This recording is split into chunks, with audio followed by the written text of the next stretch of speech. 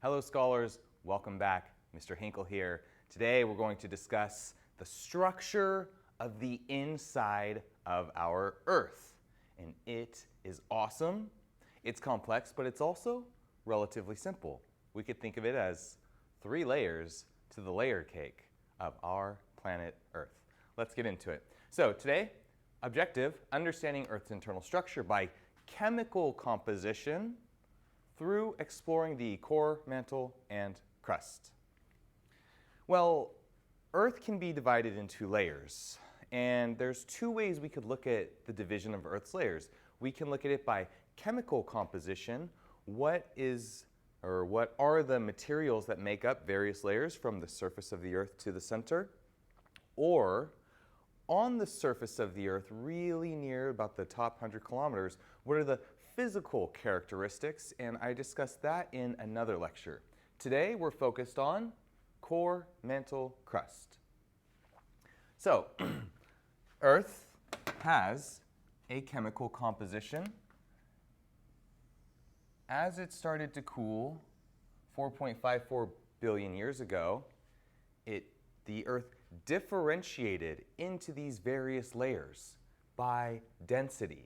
And the density differences are what creates the various chemically independent layers. The outer layer of the Earth, the one we're very familiar with, is the crust.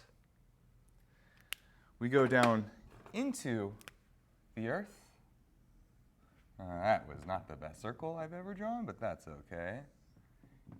Into the mantle. And the center of the Earth, makes sense, is the core.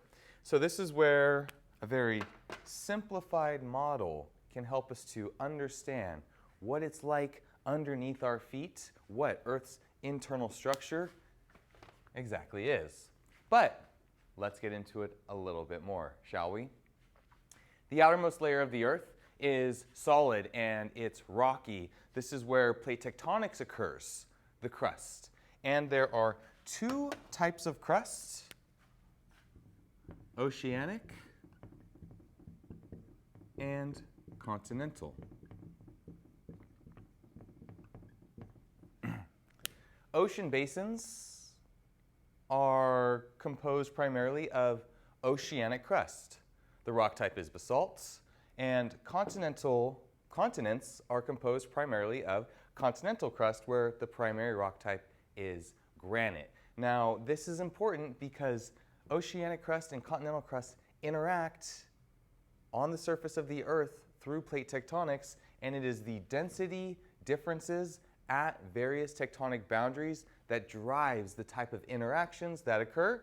More on that in another lecture. This is all part of this big topic of plate tectonics that states the surface of the Earth is covered by large, rigid bodies of rock.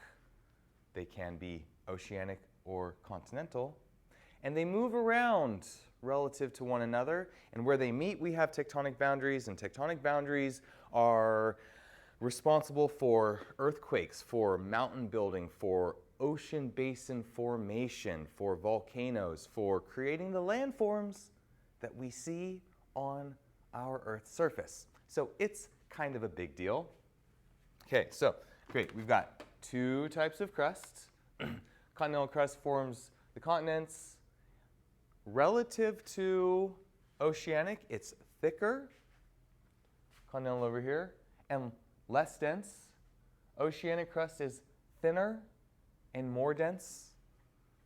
Continental crust has been around for a very long time. Oldest continental crust is over 3.5 billion years. The oldest oceanic crust is 200 million years old, because ocean basins continuously open and close through this model proposed by J. Tuzo Wilson called the Wilson cycle, and therefore oceanic crust, unless little bits are scraped up onto land, which is called an ophiolite, they are all completely consumed through the process of subduction at convergent boundaries. Okay, so the crust, let's draw a little boundary in here. my model is definitely not perfectly to scale, but let's say the outermost layer, here it is the crust. Well, this next transition to the mantle is a discontinuity. We have the crust out here, and then the mantle begins, and at that transition, we have what is called the moho, named after the scientist Mohorovičić, who discovered it using seismic waves. This occurs about 22 miles below continents and about 4.5 miles below oceanic crust. So 22 miles in the scope of the roughly 6,500 miles is not very deep. It's pretty shallow. We've never drilled that deep, but we recognize this boundary by a rapid increase in seismic wave velocity. So earthquakes are breaks in Earth's crust that cause shaking. The shaking is created by seismic waves. Those seismic waves travel through the Earth and are recorded by the global seismic network, over 25,000 seismometers that can interpret where these velocity changes occur as waves travel through the surface of the Earth. So that is basically answering the question, how do we know this? Who says? Oh, seismologists who study seismic waves. Then we get to the mantle. Volumetrically, the mantle is the biggest layer by volume. This one goes down about 2,900 kilometers. So let's do it something like this. We'll go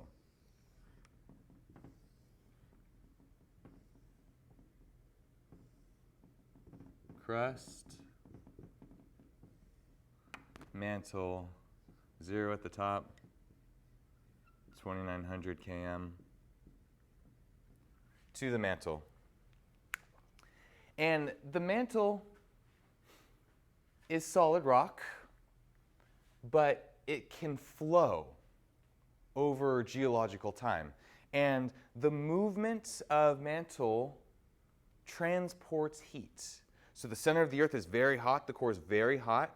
That heat releases and it transfers through the mantle in convection cycles. This is one of the primary mechanisms driving the movement of Earth's crust on the surface. This is why this is important, because Earth's internal structure is responsible for creating landforms on its surface. It's all connected.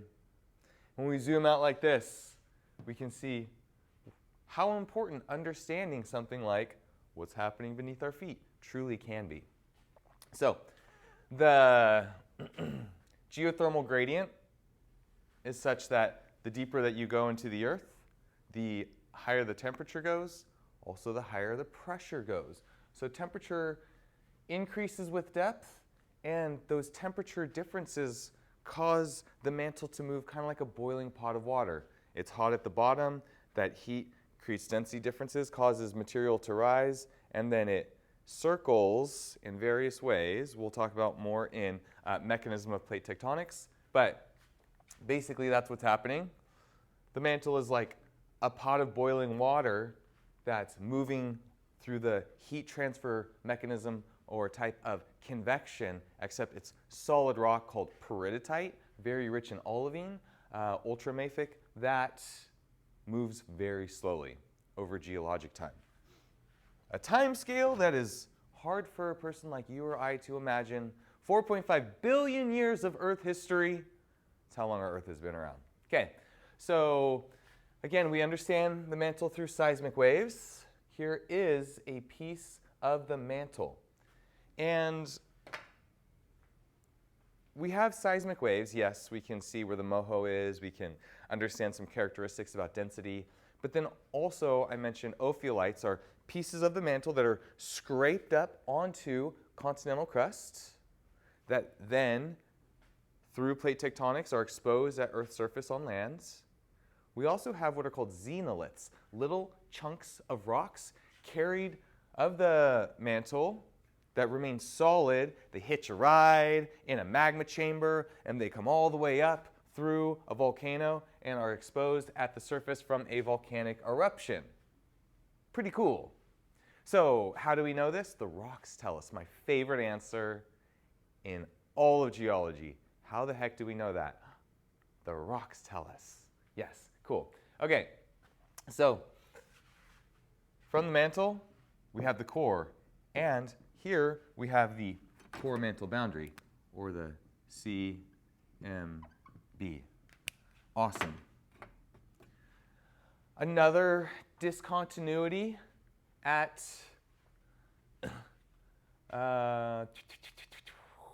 discontinuity of seismic wave velocity occurs here, and that discontinuity is how we interpret the core mantle boundary.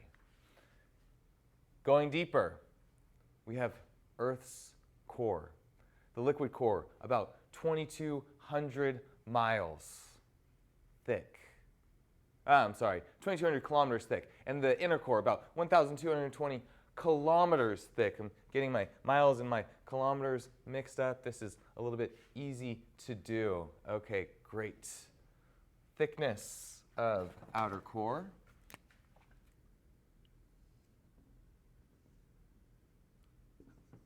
Mantle.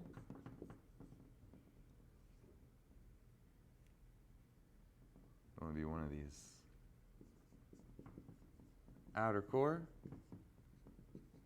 Inner core. Okay. Back on track. Got it. So we've got the crust, the mantle, the outer core, and the inner core. But this model says it's the crust mantle core, and I've been saying the whole time it's the crust mantle core. Well, what's interesting is by chemical composition, the core is the same. The core is made up of primarily iron with some nickel. It's an iron-nickel alloy. But there's a difference here. The outer core is liquid. The inner core is solid. What? How could that be? Well, it's really hot in the center of the Earth. It's so hot because the deeper you go, the hotter it gets. So when we get to this outer core and we have this transition from the rock type peridotite into iron-nickel core, it's so hot in the outer core that it's liquid. And it is really important because the liquid outer core creates a magnetic field.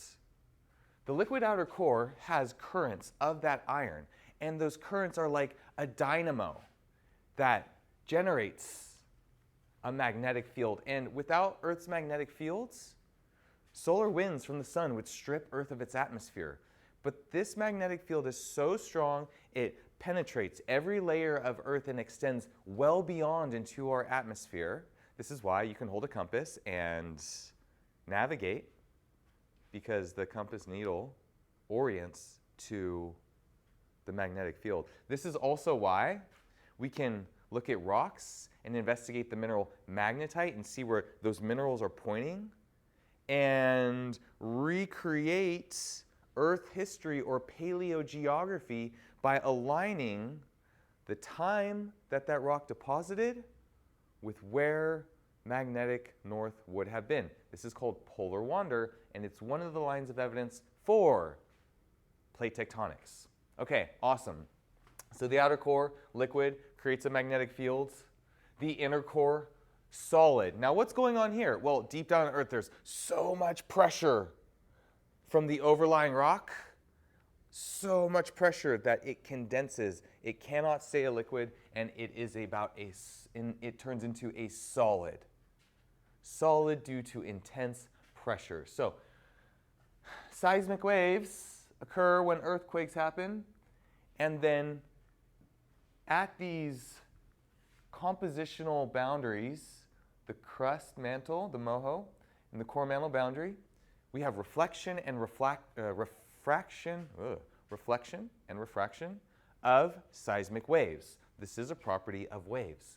With the global network, we can actually record that and recreate the subsurface geology. First discovered by Inge Lehmann in 1936, a Danish geophysicist.